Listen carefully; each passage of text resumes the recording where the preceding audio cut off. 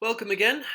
I think we're on the fifth film now of Twelfth Night, and finally we hit Act Three. Traditionally in Shakespeare, as I'm sure you know, Act Three is the time where the real sort of height of the plot develops, and we certainly see that in Act Three, Scene Four.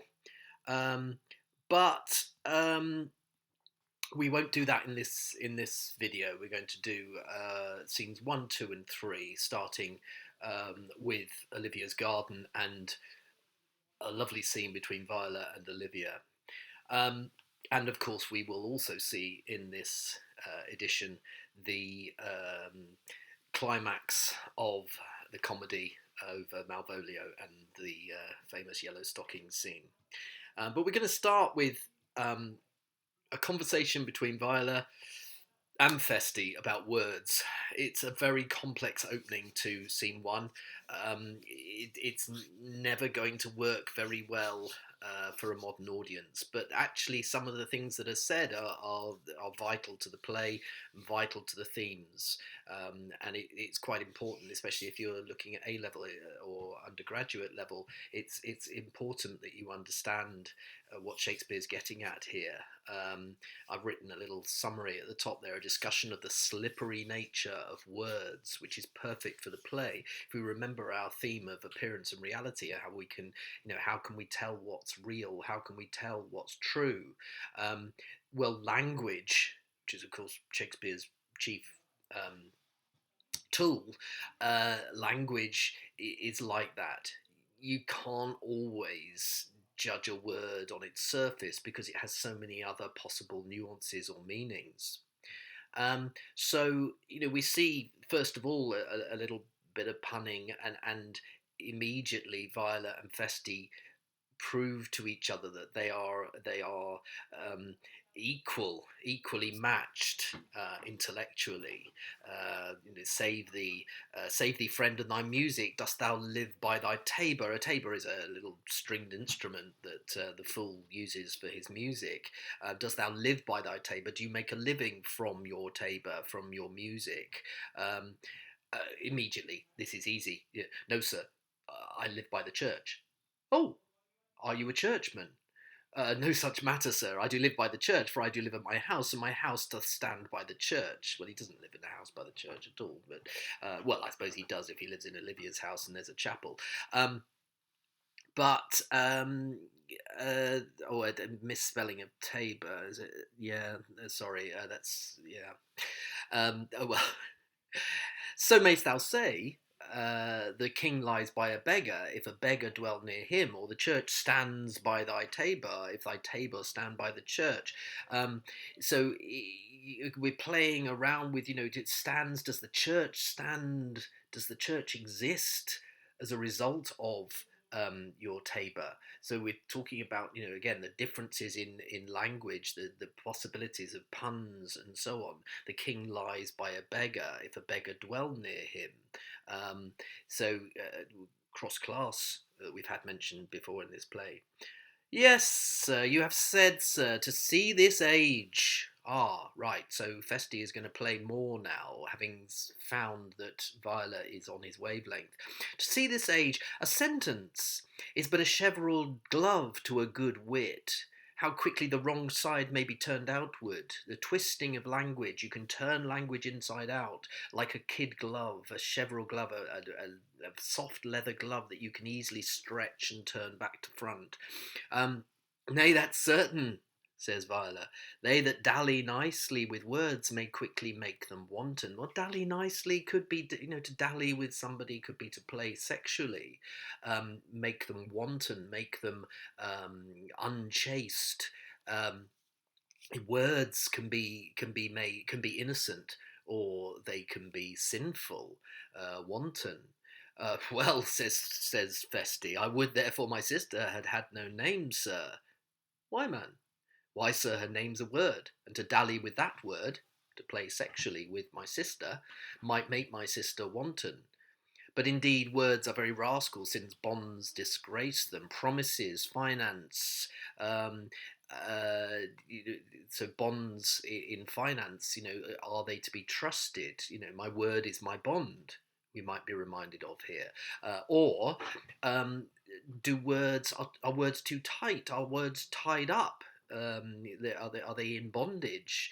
Viola wants this explained. Thy reason, man, troth, sir, I can yield you none without words, and words are grown so false.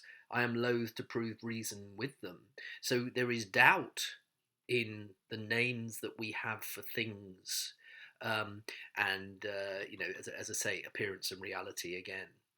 Huh, I warrant thou art a merry fellow and carest for nothing. Not so, sir, I do care for something, but in my conscience, sir, I do not care for you. If that be to care for nothing, sir, it would make you invisible. Suggesting that Viola should go away, maybe sees Viola as so intelligent, so quick-witted. There's like a rival, perhaps. Or is Viola nothing?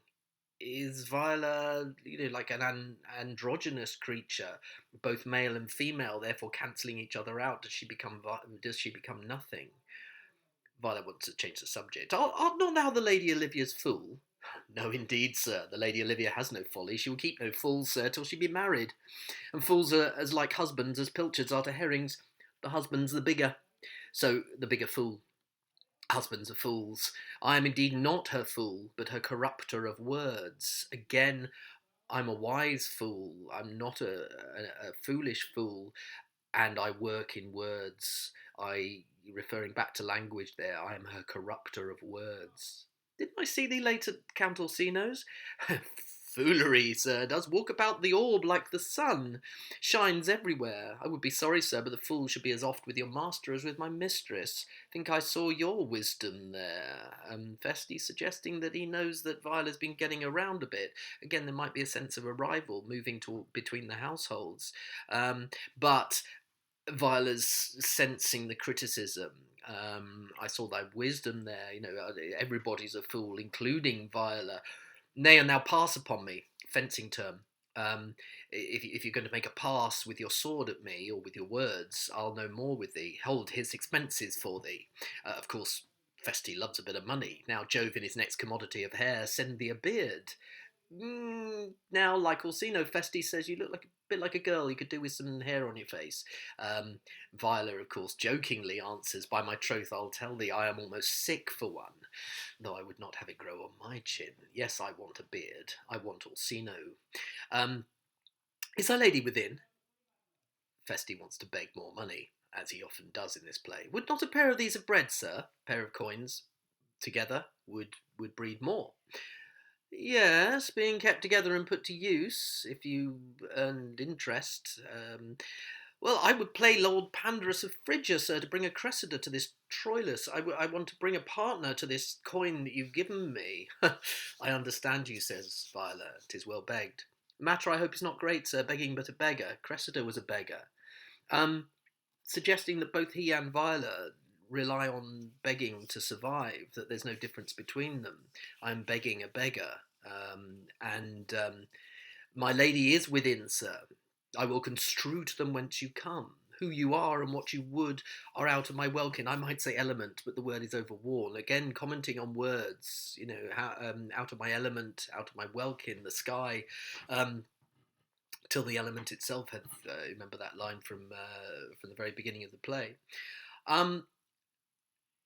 Viola comments on Feste and comments on fooling and wise fooling. This fellow is wise enough to play the fool, and to do that well. Craves a kind of wit, intelligence, admiring the intelligence of Feste. He must observe their mood on whom he jests, the quality of persons and the time, and like the haggard, check at every feather. That check is spelt wrong, apologies for that. More falconry. A haggard is a wild female hawk that is hard to train, so it doesn't quite go for the prey exactly, but checks at every feather. Everything it sees, it gets confused by, comes before his eyes. So a hunting term, a falconry term to compare with Feste, who has to observe his audience and respond appropriately. Observe their mood on whom he jests. This is a practice full of labour, as full of labour as a wise man's art, for folly that he wisely shows is fit. But wise men, folly foolen, quite taint their wit. Again, wise fool, foolish fool. We've had this discussion before. In come Toby and Andrew, as Viola is waiting at Olivia's house, waiting in the garden for Olivia to emerge, and they decide to say hello, basically. Remember, before we read this little bit, Sir Andrew speaks 3 or 4 languages without book. Save you, gentlemen. And you, sir? De vous garde, monsieur. Excuse my French. Oh, vous aussi, votre serviteur. Viola, the clever girl, the well-educated girl, responds perfectly to Sir Andrew's attempt at French, and Sir Andrew's completely lost. I hope, sir, you are, and I am yours. Oh, poor Andrew again. Will you encounter the house? Toby's picking up on the fact this is an intelligent lad, girl, and is using pretentious language in order to converse with him stroke her. Will you encounter the house? My niece is desirous you should enter, if your trade be to her. So treating her with respect, as I said there. Oh, well, I am bound to your niece, sir. I mean, she is the list of my voyage. Picks up on the metaphor, your trade be to her like a ship. Well, yes, I am bound, that is my voyage. Taste your legs, sir, put them to motion. Overly pretentious language, and Viola comments on this. My legs do better understand me, sir. Understand my legs understand me. They stand under me. More than me. Sorry, do better understand me, sir, than I understand what you mean by bidding me taste my legs. What a peculiar phrase you've used. Well, I mean, sir, to go, to enter. Well, I will answer you with gate and entrance. Gate is the way you walk, and of course you will enter in. Oh, but I'm not going into the house, because here comes Olivia. We are prevented. And she addresses Olivia. Most excellent, accomplished lady, the heavens rain odours on you. Once again, prepared language, perhaps, certainly ornate language, elaborate language that she's addressing Olivia with, working again for Orsino. But Andrew, who also wants to woo Olivia, and is a bit stupid, he loves the language that Viola is using. Oh, that youth's a rare courtier. Rain odours. Well, my matter hath no voice to your own most pregnant and vouchsafed ear. Should that be but to your own? I have a feeling there's a word missing there. Oh, says Sir Andrew, love that. Odours, pregnant, vouchsafed. I'll get them all 3 already. You sort of imagine him getting out a little notebook and scribbling down these posh words that he's heard, these highfalutin, intelligent words.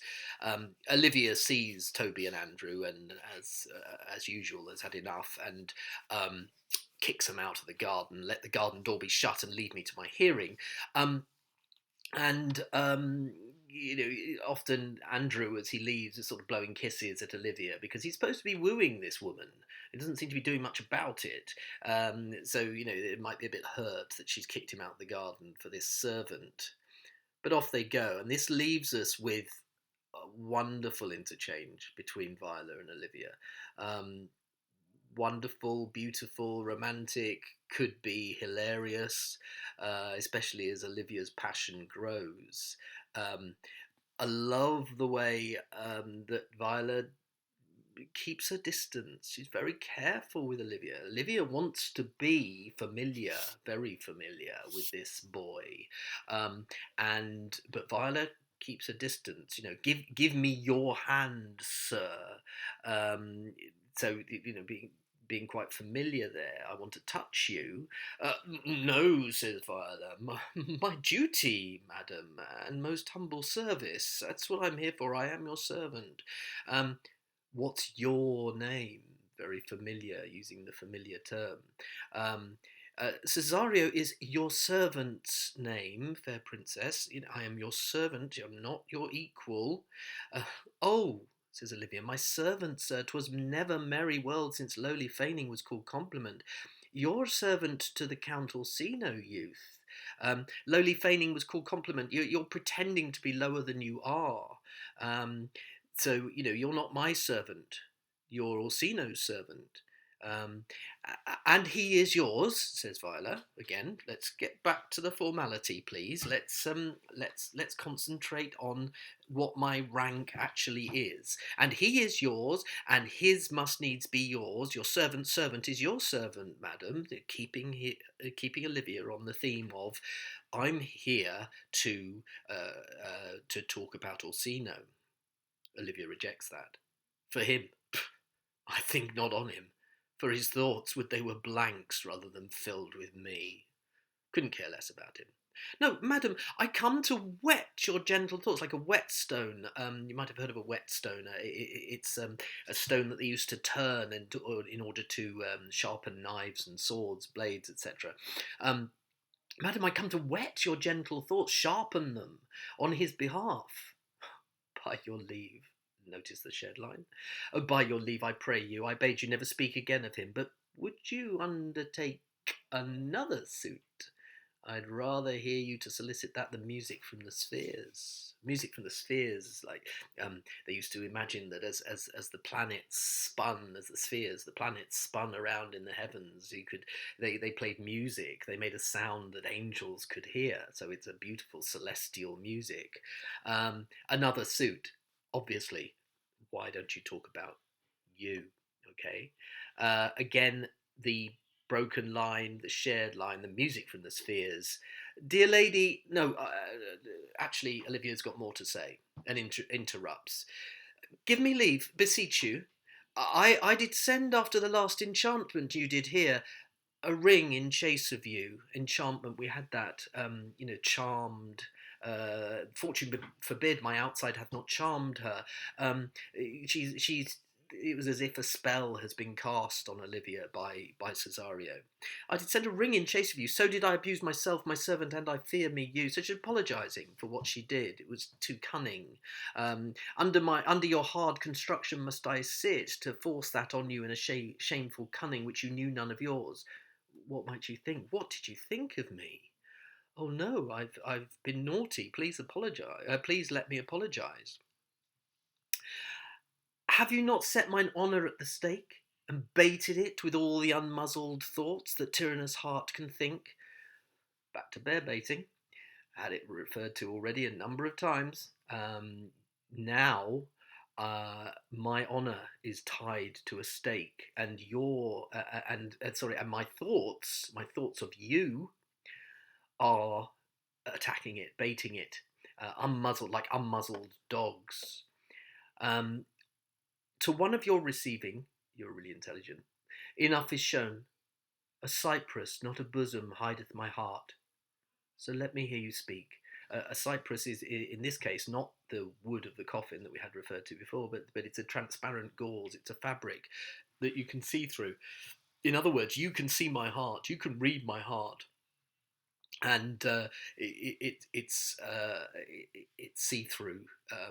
It's just so obvious to you because you are so intelligent. Let me hear you speak.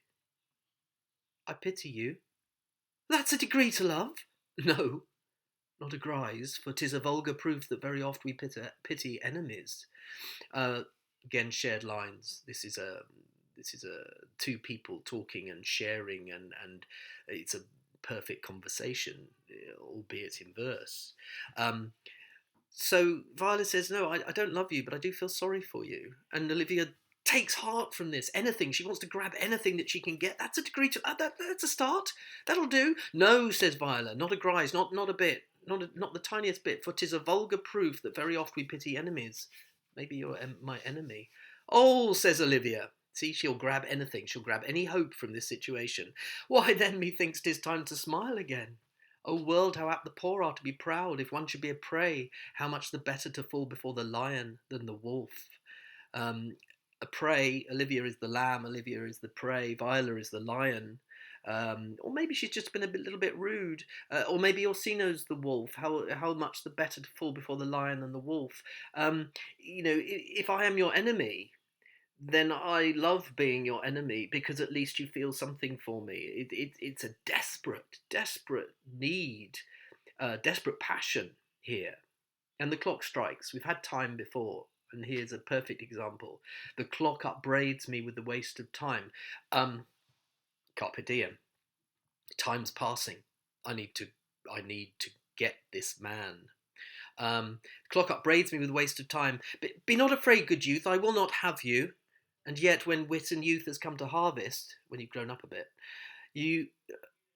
Oh, I'm sorry, that's a mistake in that line. It's like to reap a proper. Can't remember what that is. I'm very sorry. Is like to reap a proper man. There lies your way, due west. That is. Excuse me for a sec. Let's just sort that out. So when you get a bit older and you get a husband, your husband's going to be really lucky. And you are going to be a proper man. Well, of course, that could be quite ironic, in that he's going to get a real man, not like you. Your wife is like to reap a proper man. Your wife is like silly. Your wife is like to reap a proper man. Okay, so when you get married, boy, you will be a proper man for that wife. In other words, I'm jealous of whoever gets you. So go, says Olivia, momentarily. Doesn't last because she calls her back in a sec. Calls him back in a sec. Reap a proper man, enjoy sexually as well. So there's a real passion here. Okay, says Viola. Westward ho, I'm leaving. Grace and good disposition attend your ladyship. You're nothing, madam, to my lord, by me, still doing a job. Stay, I prithee, tell me what thou think'st of me. Become less formal now, even less formal than the start, by using thou. This is very intimate. We're getting very close now. What do you think of me? This is the Countess Olivia saying, well, what do you think of me? That you do think you are not what you are. Stressing, as I've written there, the difference in rank. You do think you are not what you are. You're not on the level of a servant, and you're taking on the wrong character. Well, if I think so, I think the same of you. Yeah, then think you're right. I am not what I am. What is Viola's identity? What is Cesario's identity? Who is she? What is she? I would you were as I would have you be. Would it be better, madam, than I am? I wish it might, for now I am your fool. Would you were as I would have you be? Remember, do you remember Maria copying Olivia's ideas? Some are born great, some achieve greatness, and some have greatness thrust upon them. I wish you would allow greatness to be thrust upon you. Interesting how clever psychologically that is, from Shakespeare. But Viola says, no, you're making an idiot of me.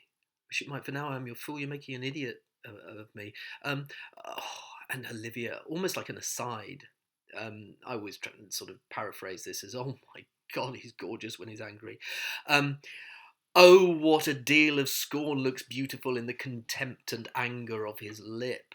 A murderous guilt shows not itself more soon than love that would seem hid. Love's night is noon. We've gone to couplets here, rhyming couplets. Soon, noon, spring, thing, pride, hide, clause, etc. So it goes on. So the poetry, rather like the poetry of Romeo and Juliet's first meeting, the poetry adds to the romance, albeit that this is comic romance and mistaken romance. It's added to, it's made more beautiful by the rhyming couplets. What's she saying? Yeah, you look beautiful when you're angry. But more to the point, I can't hide my love. A murderous guilt shows not itself more soon than love that would seem hid. I can't hide that love. Love's night is noon. It's bright. It's bright daylight. So I can't. I just can't stop this. I have to tell him, clearly how I feel, and this is a fantastic expression, a romantic expression. I mean, think about the irony of this situation. Here is a woman expressing her love for a woman. Don't forget, of course, I haven't reminded you, in terms of context. Don't forget that that Viola is a boy playing a girl playing a boy. Okay, so we've got gender mixing all over the place, and now we have a boy playing Olivia in Shakespeare's time, of course. Sorry, I'm talking about Shakespeare's theatre here. A boy playing Olivia who is about to express her love for a boy who is not a boy. Uh, it's completely and utterly confusing. It's lovely comedy, but it does fit really nicely with this, as I say, the gender bending comedy, um, and it fits beautifully with nowadays and how awake we are. Use the word deliberately, woke. How awake we are to the mixing of gender, to same gender relationships, and so on. So look at this expression of love. Cesario, by the roses of the spring, by maidhood, honour, truth, and everything, I love thee so, that maugre all thy pride, nor wit nor reason can my passion hide. Do not extort thy reasons from this clause, for that I woo, thou therefore hast no cause, but rather reason thus with reason fetter. Love sought is good, but given unsought is better. It's a moot point, really, isn't it? But do not extort thy reasons from this clause. Don't try and reason your way out of this. For the reason that I woo. You've got no cause to do so. So by the roses of the spring, by maidhood, by virginity, by honour, truth, everything, I love thee so. A pure expression of how she feels now for Cesario, and this is going to be hilarious because, of course, the audience knows very well that this is a boy. Again, how you express that physically on the stage, whether Olivia throws herself on top of or at Cesario, causing much amusement, of course, for the audience. It's up to a director, but I've seen it done like that. Having directed this in a girls' school where girls were playing girls and boys and everything, and sort of, so to have that happen as an extra twist in a girls' school. Viola's angry. Viola is upset about this. She's obviously she's slightly disturbed by what is happening because she can't do anything about it. She can't say, "For God's sake, I'm a girl, get off me." So she expresses it in, again, veiled terms. By innocence I swear, and by my youth, I have one heart, one bosom, and one truth, and that no woman has, nor never none shall mistress be of it, save I alone. And so adieu, good madam, never more will I my master's tears to you deplore. Lament, deplore. Uh, Viola is saying, Cesario is saying that Viola is mistress of herself, which again is ironic, but no woman has, no woman can love like me. Saying the same thing as Orsino did in a way. No woman has my heart. No woman can ever love me because I am a woman. I have one heart, one bosom, one truth, and that no woman has, nor never none shall mistress be of it. Okay, because I'm a girl. But also saying to Olivia, I can't love anybody, but possibly suggesting that's because I love Orsino too. Or not too, sorry, because I love Orsino. It's a very complex mix, as all of this scene is really. Um, despite this absolute denial and absolute rejection, you see Olivia plaintively crying, "Oh, yet come again. For thou perhaps mayst move that heart which now abhors to like his love. Maybe I'll like Orsino if you come again and try again. Maybe." Yeah, it's not going to happen. She just wants to see Viola again. She just wants to see Cesario again. Right, the end of that scene. And we move to more comedy. Toby, Andrew, Fabian. Andrew's threatening to leave again. "No, you can't leave," says Toby. "No, faith, I'll stay not a jot longer. Thy reason, dear Venom, give thy reason." Again, thou and thy, it's informal. Always treats Sir Andrew informally. Fabian a little bit more formal. You must needs yield your reason, Sir Andrew. Why do you want to go? Well, marry, I saw your niece do more favours to the Count's serving man than ever she bestowed upon me. I saw it in the orchard. That's the scene that's just happened. Maybe he was watching a little bit of it and saw how close they were. And he's just a servant, so she's not interested in me. Remember that Toby is keeping Andrew here on the excuse that Andrew can woo Olivia, and convincing him, fooling him, duping him, gulling him, all these words that are important in this play. Toby can't lose his drinking partner. Toby can't lose his meal ticket. So he's got to keep him here, and Fabian joins in.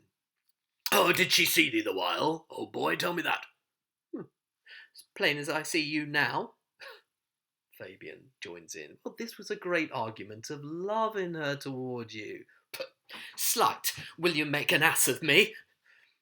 "I will prove it legitimate, sir, upon the oaths of judgment and reason." "They've been grand jurymen since Noah was a sailor. Since before Noah was a sailor." So Fabian's got a really good idea. Why did she do this? Why did she show affection to Cesario while you were watching? Well, it was obvious, wasn't it? She did show favour to the youth in your sight only to exasperate you, to awake your dormouse valour. Tiny little bit of valour. To put fire in your heart and brimstone in your liver. Brimstone, like, again, passion, ardour.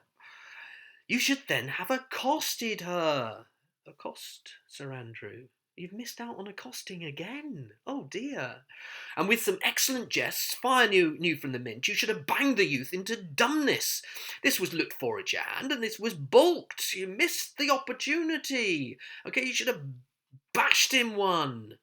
Double gilt of this opportunity. Doubly gold leaf. You let time wash off, and you are now sailed into the north of my lady's opinion. It's gone cold. And where you will hang like an icicle on a Dutchman's beard. Okay, so it's gone cold, and you're frozen in her regard, unless you do redeem it by some laudable attempt, either of valour or policy. Okay, policy is he means cleverness, but policy is also seen as a bad thing. It's what politicians do. Even now, and it's seen as scheming. It's seen as sort of contemptuous. So valour, of course, being valiant, being brave. Well, I think Andrew will go for that, won't he? Obviously he will. Oh, and it be anyway. Must be with valour. For policy, I hate. I'd as lief be a brownist as a politician. So yeah, he takes policy as Machiavellian, cunning and scheming. A brownist is an extreme Puritan, an extremist Puritan, and of course we reject in these conversations with Toby and Andrew and Fabian and Feste, we reject anything that is remotely Puritan. Okay, so Toby's got a new plan. Well, hey, why then build me thy fortunes upon the basis of valour? Challenge me, the Count's youth, to fight with him. Hurt him in 11 places. Bit of a ludicrous number, deliberately. My niece shall take note of it, and assure thyself there is no love broker in the world can more prevail in man's commendation with woman than report of valour. So, he will be loved by Olivia when she sees the valour of Sir Andrew. No love broker in the world. Love broker is like a go-between. Somebody who's like Viola works for Orsino, love broking with Olivia. Oh, says Fabian, no way but this, Sir Andrew. Right. Will either of you bear me a challenge, to him? Yes, go write it in a martial hand, a military hand, a fine, strong hand. Be cursed and brief, be miserable cursed. 'Tis no matter how witty, so it be eloquent and full of invention. Another mistake, I'm very sorry about this. Taunt him with the license of ink. Well, when you're writing, it's easier to taunt somebody than it is in speech. You've got free license, writer's license, if you like. If thou thou'st him some thrice, we just said that Toby thous Sir Andrew all the time. It's an insult. But he says in this challenge you should thou him, call him thou to show your disrespect. Shall not be amiss, and as many lies as will lie in thy sheet of paper, though the sheet were big enough for the bed of ware in England. Well, the bed of ware is a real bed, that is a huge bed. So sheet of paper, sheet for a bed. Nice play on words again. Set 'em down. Go. About it. Let there be gall enough in thy ink, though thou write with a goose pen. No matter. About it. Goose is a coward. You're writing with a goose pen, so Andrew won't understand these meanings, but he's being made fun of again. Gall was actually it's something to do with oak, I think. It's used in ink, but it's also very bitter. Let there be gall enough in thy ink. You remember Lady Macbeth, I'm sure. Turn my milk to gall. Oh, where shall I find thee? Sorry, where shall I find you? Well, call thee at thy cubiculo, your little room, your little office. Go. Fabian laughs. This is a dear mannequin, to use a Toby. It's a puppet, and Toby is operating the strings. Well, I have been dear to him, lad, some 2,000 strong or so. I've cost him a lot of money. Dear. Again, look at the way that almost every line a word is twisted in this play. We shall have a rare letter from him, but you'll not deliver it. Never trust me then. By all means stir on the youth to an answer. I think Oxon and Wainwrights cannot hail them together. Hail means drag here. He does plan to use this letter because he thinks it's going to be really good, but when he sees how stupid it is later in scene 4, I think, he does it by word of mouth. But anyway, he wants to do this because neither Andrew nor Cesario look like they are swordsmen. They don't look like they're fencers. They don't look as though they're ready for martial combat. So hence he says, I think oxen and wainropes cannot hail them together. You wouldn't be able to pull them, wild horses wouldn't pull them together. For Andrew, if he were opened and you find so much blood in his liver as will clog the foot of a flea, I'll eat the rest of the anatomy. Well, he's his corpse. Not very nice. Quite violent. If you open him up, is there any blood? Sanguine. Back to the humours. The sanguine character is fiery, bloody, ready to fight, ready to argue. But there's no blood in Andrew's liver. Not enough to clog the foot of a flea. And Fabian agrees. Oh, and it's opposite. The youth bears in his visage no great presage of cruelty. Because remember, Cesario looks a bit like a girl. Said that a couple of times in the play. Maria's in. We have news. Oh, look where the youngest wren of 9 comes. The tiny one, the tiniest of wrens. If you desire the spleen, and will laugh yourself into stitches, follow me. The spleen, fit of spleen is a fit of laughter. Yond gull, Malvolio, is turned heathen, a very renegado, so he's gone against the Christian faith. He's gone against his own faith. He's gone against his Puritan, marry. Sometimes he is a kind of Puritan. There is no Christian that means to be saved by believing rightly can ever believe such impossible passages of grossness. He's in yellow stockings, okay, and of course they're going to be laughing and enjoying this tremendously. Renegado, as I say, is a deserter of the true faith.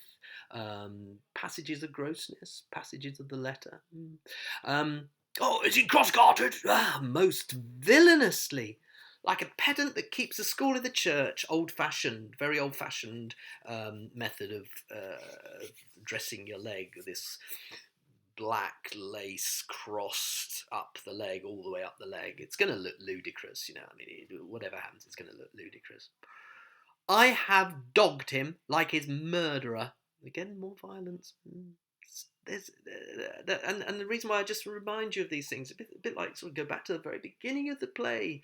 Only in the 3rd, 4th line, we've got the word die and dying and sicken.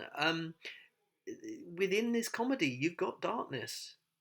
Toby, I'll eat the rest of his anatomy. Maria, I've dogged him like his murderer.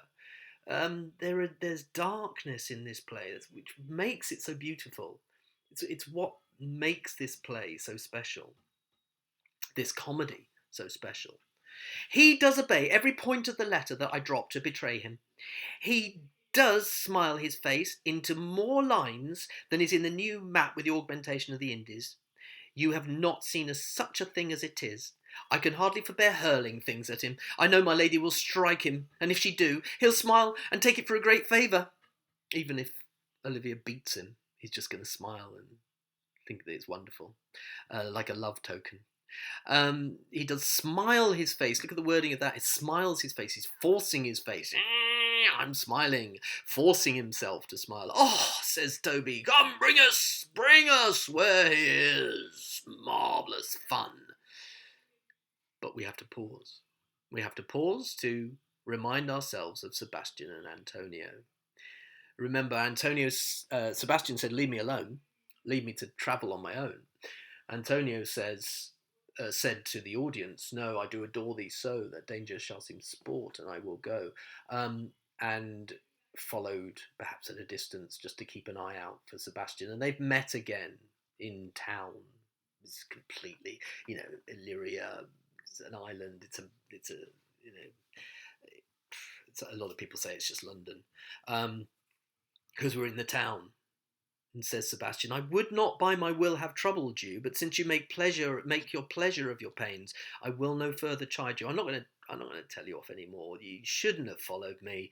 I didn't want to trouble you, but you have made pleasure of your pains, alliteration, pain and pleasure, opposites, nicely phrased. Says Antonio, I could not stay behind you. Remember we talked about courtly love. I do adore thee so. I could not stay behind you. My desire. Well, I've written homoerotic there. We've talked about that already. More sharp than filed steel did spur me forth. And not all love to see you, though so much as might have drawn one to a longer voyage, but jealousy what might befall your travel, being skilless in these parts, which to a stranger unguided and unfriended often prove rough and unhospitable. So these are dangerous places. This is a dangerous place. As I say, notorious for pirates, rough and unhospitable. And I'm worried, but I was jealous of what might befall you. I was worried about what might happen to you because you're a gentleman, you're skillless in these parts. I'm a seasoned soldier, as we find out in a later scene, in scene 4. Lots is going to happen in scene 4.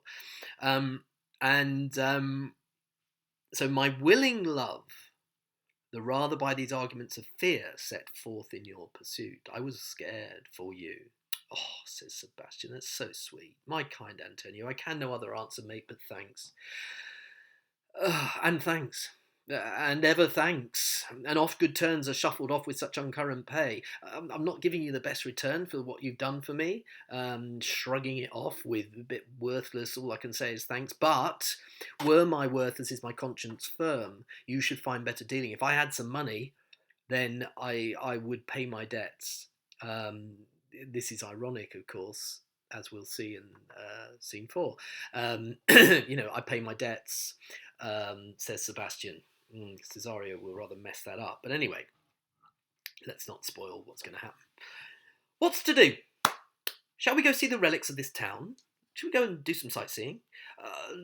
Tomorrow, sir. Best first go see your lodging. No, I'm not weary, and 'tis long tonight. I pray you, let us satisfy our eyes with the memorials and things of fame that do renown this city. Let's go and see. Let's be tourists. Let's go and see those, those famous buildings. Oh, says Antonio, would you pardon me? I do not without danger walk these streets. Once in a sea fight against the county's galleys, I did some service, of such note indeed that were I ta'en here, it would scarce be answered. If I was arrested, if I was caught, I would have to answer for it. I have fought against Orsino's ships, and I would be arrested. Oh, says Sebastian, belike you slew great number of his people. Oh, no, says Antonio, not that bad. Fence is not of such a bloody nature, albeit the quality of the time and quarrel might well have given us bloody arguments, but there was plenty of opportunity for bloody argument. Might have since been answered in repaying what we took for them. from them. So we looted them. We looted the place. We took all their stuff, which for traffic's sake most of our city did. Only myself stood out, for which if I be lapsed in this place I shall pay dear. So we took stuff, we traded it back, or everybody traded it back, but not me. Only myself stood out. I stood up for myself. So if I get caught, if I'm lapsed in this place, I shall pay dear. Sorry, I shall pay dear. Sorry. Dear, he says to Sebastian. No, he means he'll pay dearly. So Sebastian, a bit scared. Oh, well, do not walk too open. It doth not fit me. Antonio's, he's solid. Hold, sir, here's my purse. In the south suburbs at the Elephant, it's a London inn south of the river. Of course, south of the river, dangerous parts of London, known for playhouses and prostitutes. But we are in Illyria, honest. It's best to lodge. I will bespeak our diet. I'll sort out some food. Whilst you beguile the time and feed your knowledge with viewing of the town, there shall you have me. No, stop it. Beguile the time and feed your knowledge, both. So I will bespeak our diet, while your diet is knowledge. Okay, feed your knowledge. Nice little play there. Sebastian hasn't got any money, and Antonio's entrusting him. This is a very, very important plot moment. Okay, as we'll see in scene 4. Antonio is giving him all of his money because he's a gentleman and he needs money, as he says in a minute. Your store, I think, is not for idle markets, sir. You need to buy some trinkets, you need to buy some souvenirs. Look what he says. Happily your eye shall light upon some toy you have desire to purchase, and your store, I think, is not for idle markets. Idle markets, luxuries, things that are not particularly necessary. Your store of money. Okay, says Sebastian, thanks very much. I'll be your purse bearer and leave you for an hour. To the Elephant, says Antonio. Okay, I do remember. We stress that for the audience. Don't forget, we're going to meet at the Elephant, aren't we? Hopefully. We'll see.